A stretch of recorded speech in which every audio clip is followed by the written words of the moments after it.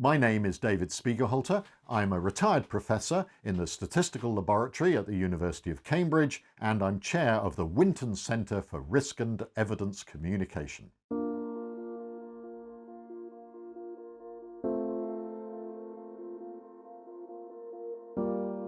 Welcome to my exp.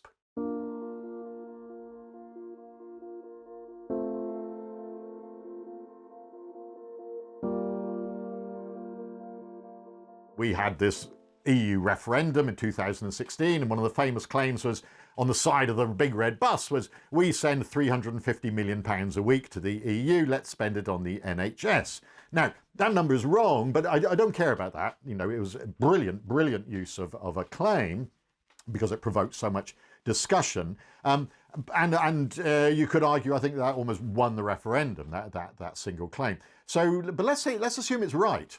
And I was on the other side, and I would say, oh, okay, is that a big number? £350 million a week. Well, there's 60 million people in the UK, so that's about £6 a week. That's 2 cups of coffee maybe out a week. But let's do it per day. That's about 80 pence a day, about €1, a bit more than $1. That's about, a packet of cheese and onion crisps. So they could have put on the bus, we each send the EU the price of a packet of cheese and onion crisps every day. And if they did, I don't think that would have won them the referendum. So the way we present the numbers, can be manipulated to make things look frightening, reassuring, big, small, and so on. And so we have to be very aware of that manipulation, that can happen.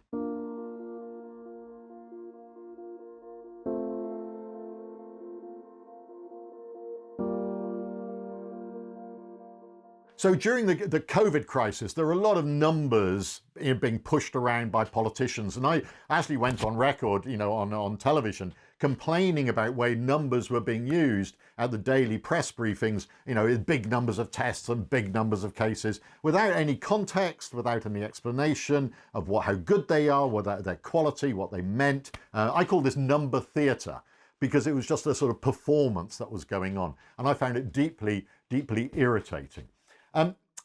This is very strongly related to ideas of trust.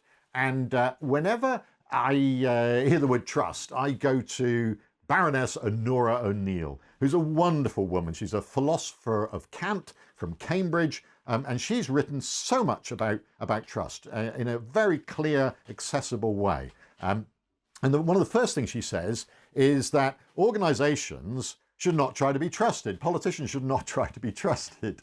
That's getting it the wrong way round. Because she's a philosopher of Kant, duty ethics.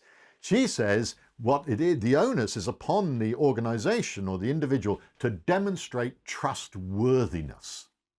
And then trust may be offered up because you've earned it.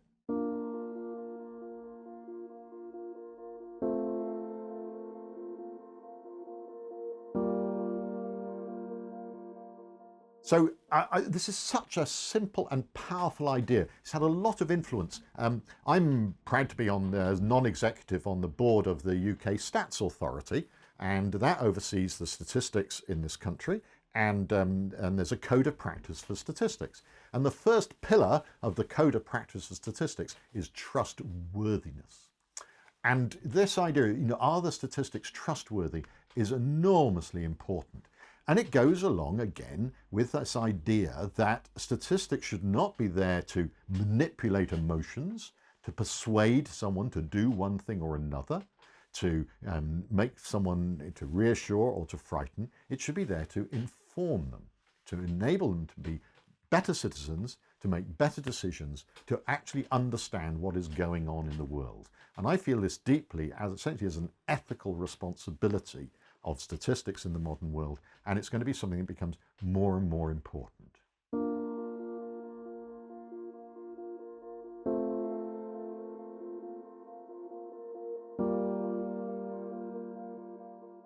One of the other criteria, to go back to Honora O'Neill, who's, as I said, anything to do with trust, go to Honora O'Neill. She's got this wonderful criteria for what she calls intelligent openness or intelligent transparency. And this is something that anybody communicating, if they want to be trustworthy about data, should be adhering to. And it's also, of course, a checklist for anyone receiving a claim. The first thing is that the data should be accessible. And we've got to be able to find the stuff, the information. You know, it can't be buried in some big PDF at the bottom of some spreadsheet. That is not transparency. It's got to be accessible to people. It's got to be comprehensible. You've got to be able to understand it. I mean, you know, I've never been able to understand anything about my pension, I don't think. You know, it's just not clearly communicated in a way. And you need to be able to test whether people understand it if you're going to be trustworthy. It's got to be usable. I love this phrase. The usable means that it's got to actually address the issues that the person is interested in. Not what the communicator is interested in. It's what the audience is interested in that you have to address. And if those concerns, you may think, oh, that's silly. No, that's their concerns. You have to address them. Okay, and you might think that's all. That's great. No, the final one is very important, though. It's got to be accessible. Somebody, if they want to, should be able to check you're working.